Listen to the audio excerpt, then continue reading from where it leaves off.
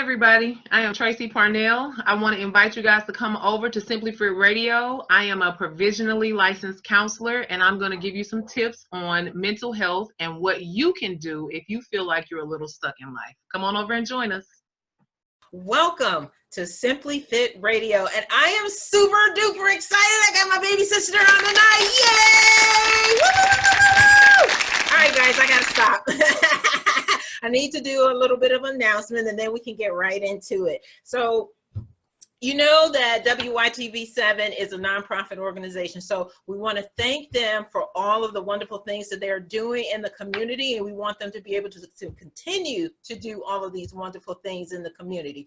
So we want to thank WYTV7 for allowing Simply-FITT Radio to be a part of the Christian Broadcasting Network. And we want you all to remember that this is a nonprofit organization. So if you want to continue to see broadcasts from Simply-FITT with Simply-FITT tips and strategies, please make a generous donation. There's a donation button on the screen somewhere, top or bottom, but please make a generous donation because we want to continue to allow individuals not only to just see my podcast, but the other broadcasters that are in this group. They have wonderful information that will transform your life. So please make a generous donation.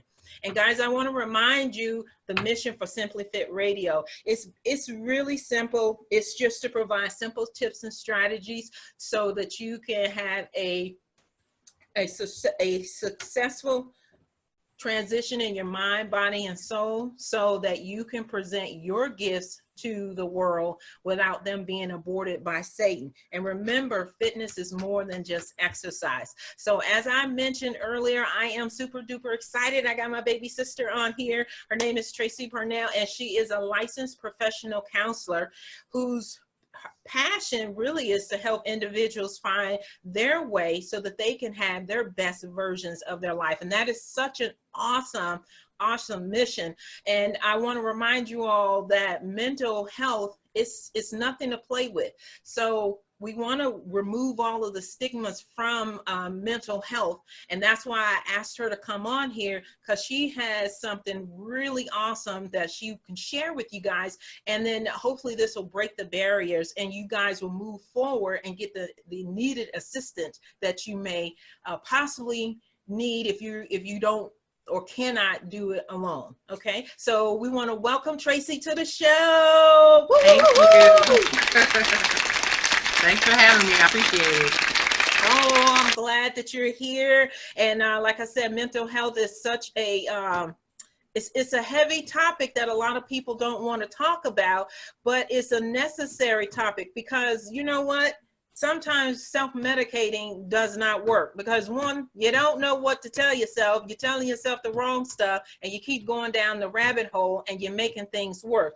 So can you just do me a favor and tell the audience what caused you to get into this area of counseling, and then maybe give us like 2 or 3 suggestions on why someone would want to come to a licensed counselor such as yourself.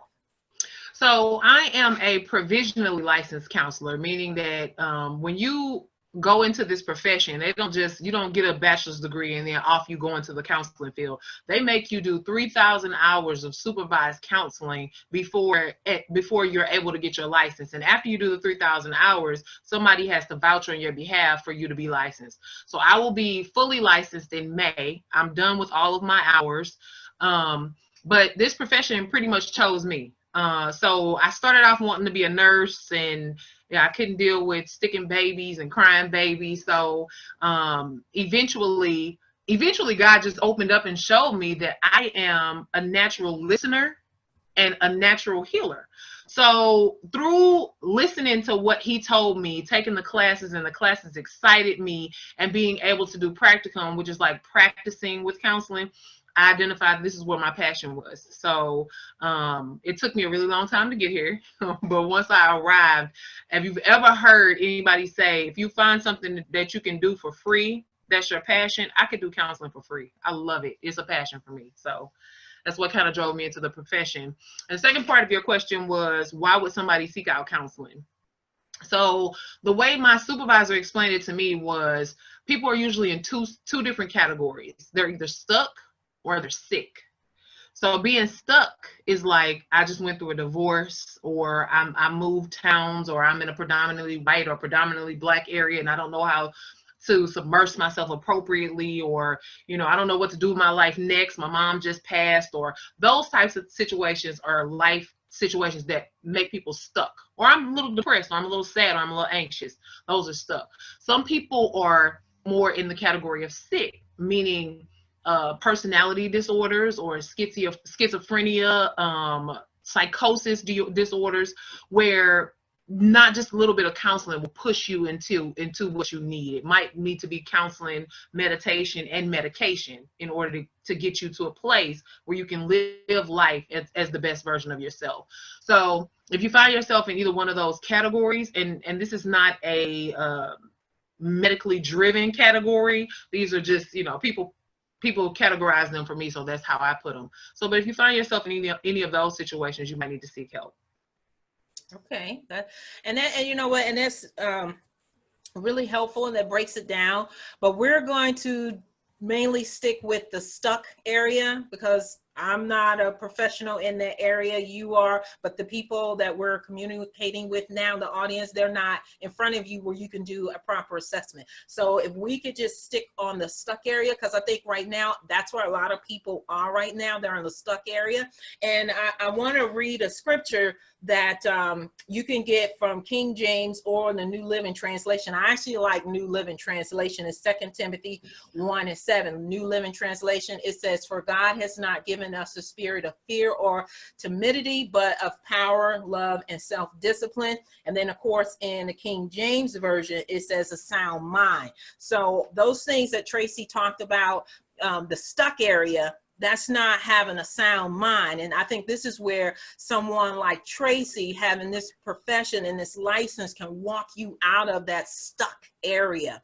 So Tracy, can you let us know, like, well, do you mainly work with children, or do you work with anybody that will call you and set up an appointment if they're, like we said, we're going to talk about being in a stuck area? Do you have a preference? I had a preference when I first started, but supervision kind of pushes you through the fear so that you can work it all. So I have moved from just wanting to deal with adults to now deal with adults and children. The only area that I'm not so proficient in is couples, because couples therapy is a totally different dynamic than dealing with individual children or individual adults. So I do mostly all. Okay. So with the counseling, and what's the process that after you do the assessment and you're working with someone, do you work with them until they're totally out of the stuck area, or do you give them homework like affirmations, so they're talking to themselves the right way and not the negative stuff, and like we're going to use like you just lost a job? Because a lot of people will get stuck if they lose employment, and they have all of these preconceived notions about themselves, because now I can't provide for my family. Now I put my family in a position where we can't do A, B, C, D, E, F, G. And unfortunately, some people have actually committed suicide for something. In my assessment, is not that serious. I like to keep everything nice and simple. So let's work on that, like simple things that if someone was in a situation like that, how would you work them to not being stuck again? Like, is it going to be a hand holding thing, or, you come in, like, how does that process work? So different therapists have different modalities, meaning they use different approaches to therapy with other people. So some people, it would be hand holding. That's more of what's called dialectic behavior therapy. And some people are person centered, where they gear towards you and they allow you to feel your emotions. And some people, like me, are solution focused. So I hear the problem and immediately I want to give you tools in order to fix it. But So with the process, you have to build a relationship with the client. So it's already hard for African Americans to come to counseling as it is. So if I come in and I tell you, hey, I'm ready to fix you, that's going to scare you. So I have to build rapport with the client first, and then I identify what tools, what information they already have, and then eventually I slide some in. I give homework to all of my clients, and I give them expectations of movement, but I don't force them in that movement. So even though it might be something as simplistic as I lost my job, you have to break that down. So I lost my job. My job was important. My job was my only identity. So now that I lost my job, I want to die. Okay, so why does the attachment to your job mean life? Where did that come from? Where did you see that? And how deep was that for you? So sometimes it's not as pretty as the picture up top. You got to go below that iceberg and pick a little bit, because if you want the change to occur and stick, you need to know where it comes from, and then you need to be able to change it. But a lot of times people are like, don't go back to my childhood. Don't tell me anything about my mom or my dad. Well, I don't want to hear that. And sometimes you can go through therapy without having to touch on that. But if you find that it's a cyclical process with some of the things that you're doing, we might have to go back to how to form those thoughts. Where did that come from? Did you watch somebody, work on the line to get beat, and then they didn't get a chance to get money for their family, and then people died? Is that why you hold so true to those things? Or did your mom always tell you wasn't crap, so now you're attaching, I'm only meaning something because my mom told me without this, I don't mean anything. So sometimes you have to break it down. Sometimes you can be surface, but I tell my clients when they sit down, I go at your pace. You don't go at mine, I go at yours, because the goal is for you to be healed, not for me, but for you.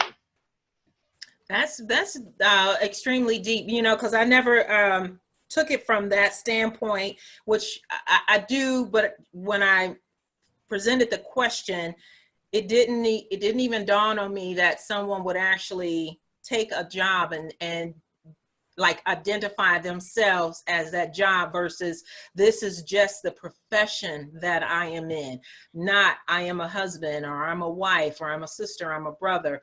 That's some serious stuff, and right now I think providing people with some simple tools can break those, where they're not attaching themselves to like the work or attaching themselves to anything other than what God has called them to be. Like, do you provide those tools where it really just helps them to identify just themselves as a whole without something else being attached to them? So if they lose this job, it's like, okay, I'm confident enough, I can go get something else. Or yes, my mom died.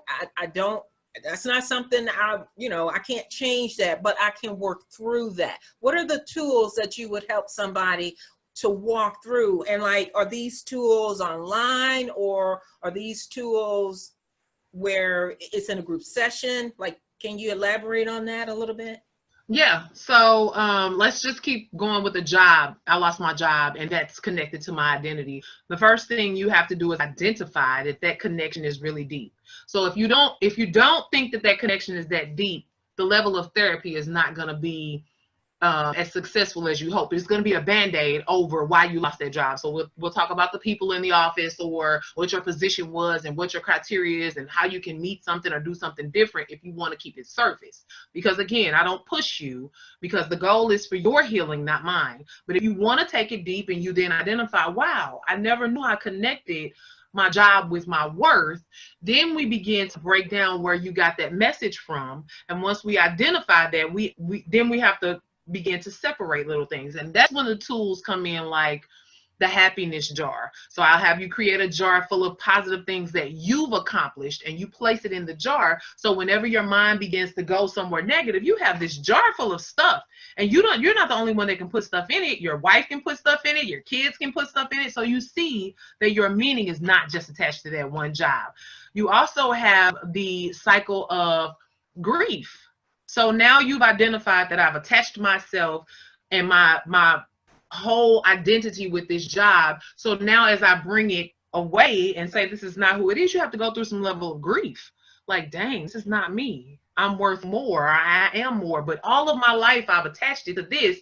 So you got to start breaking that down. Grieve it. Sometimes it means that you're going to go through anger, resentment, happiness, ups and downs, but I travel that road with you and I tell you, or I help you to see which emotion you're expressing and where it comes from so we can heal it and move on from it.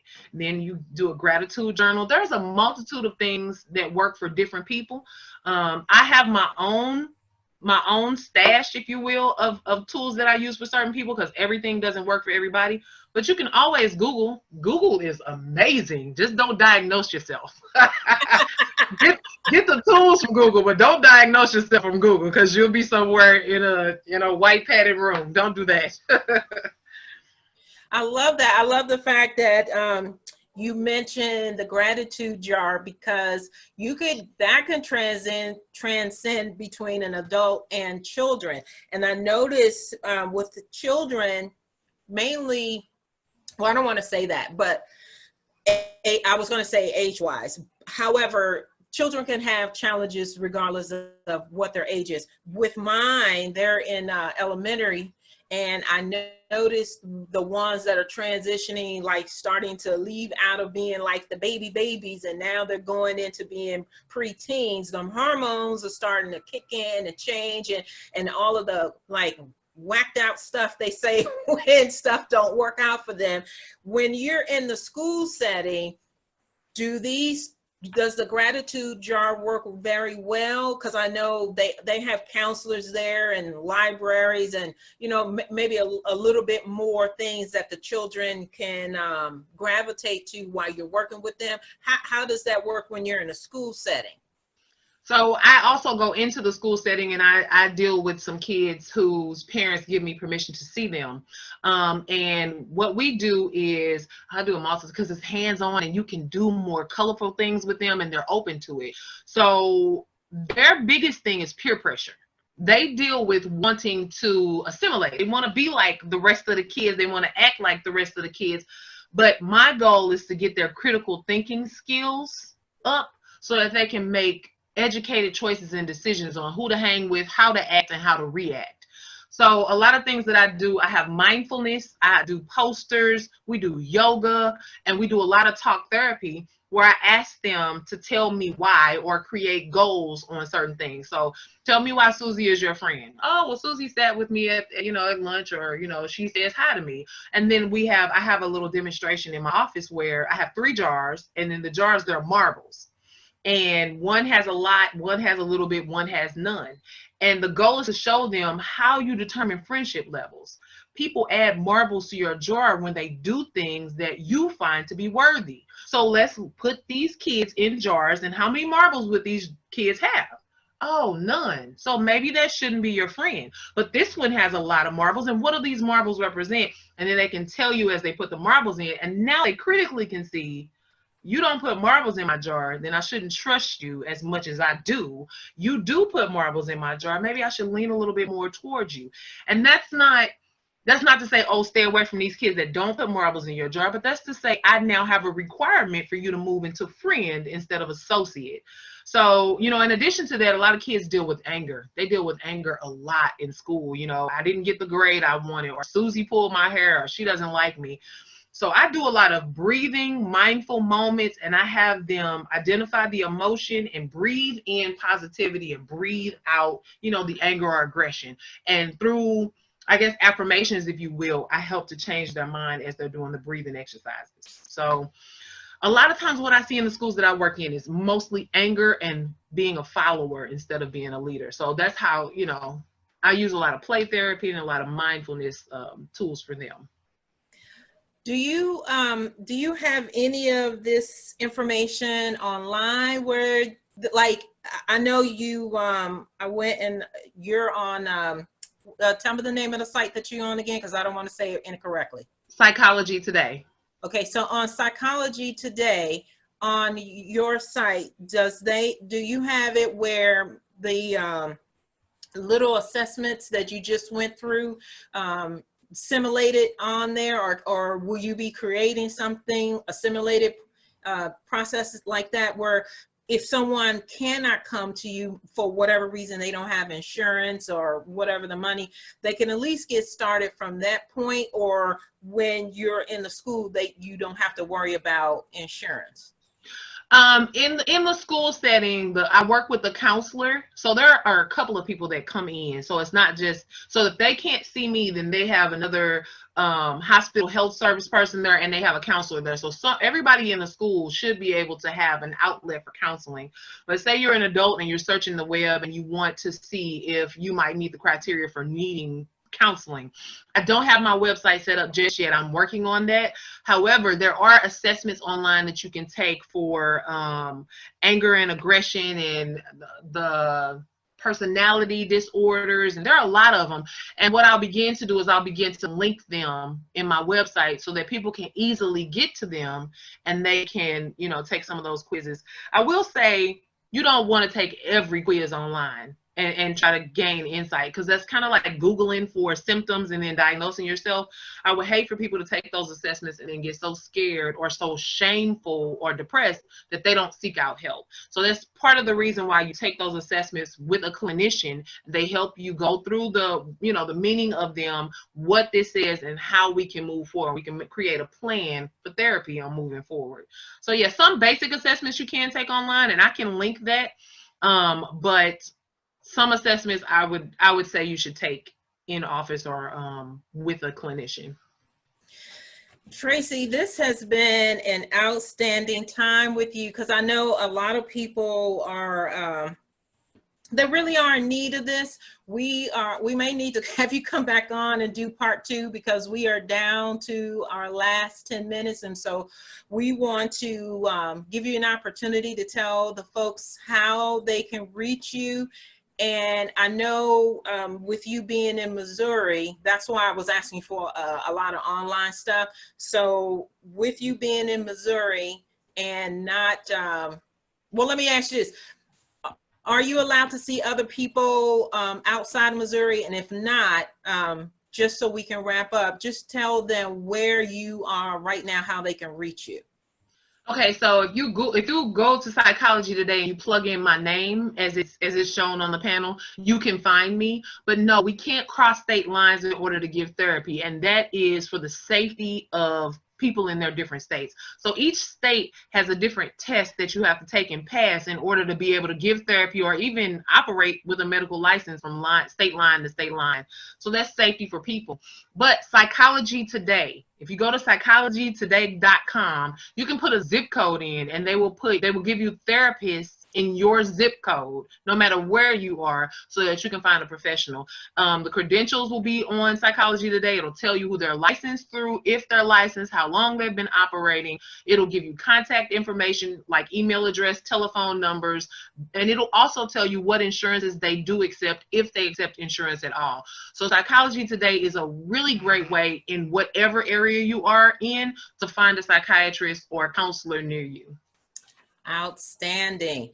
Well, guys, we are at the end of our hour, and as I mentioned, I will do a part 2 with Tracy. And so send in all your questions, so when she comes back, we could just bombard her with as many questions.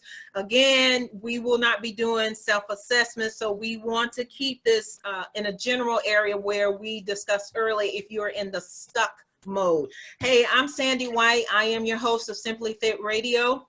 And remember, we are asking for you guys to make generous donations if you want to continue to see and hear simple tips and strategies from myself and the other broadcasters that are on WYTV7. And we thank WYTV7 for allowing Simply-FITT Radio to be a part of the Christian Broadcasters Network. I come on Wednesdays at 7 p.m. and I am in the Upper Marlboro, Maryland area. And hey, since we were talking about the general stuckness and mental health, I just wanted to let you all know that there is a supplement called Logic, L-O-G-I-Q, that Modere.com offers. That's MODERE.com, Modere. Use the referral code FIT1650006 and check out that particular supplement. It's called Logic, and it really helps you to think sharper. and it helps you with your mental clarity. And I'm just reading, so just give me a moment here. So it aids in your memory, your learning, and it boosts your attention, and it supports your mental health mood. So this is a really good product. You want to check it out. And we want to thank Tracy for being on, and we will get her on doing part 2. So get those questions in. Until next time, you guys be blessed. Have a good week. Bye. Bye.